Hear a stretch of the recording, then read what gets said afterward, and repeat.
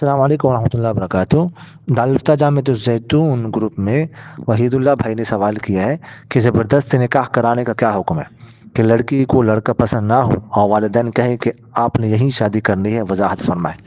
ایک جو عاقلہ بالغہ لڑکی ہو تو اس کا زبردست نکاح کرانا یہ درست جائز نہیں ہے۔ اس کو زبردستی جو ہے وہ مجبور نہیں کرنا چاہیے نکاح پر۔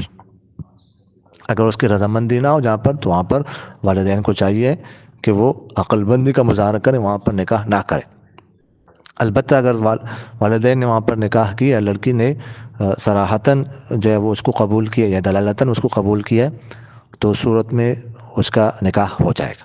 اور اگر لڑکی بالغہ عاقلہ ہو، وہ بالکل نہ صراحتاً اور نہ دلالتاً جو ہے وہ قبول کرے بلکہ مسلسل انکار ہی کرے، تو پھر اس صورت میں ایسا نکاح جو ہے وہ منعقد نہیں ہوگا۔ جزاکم اللہ خیر۔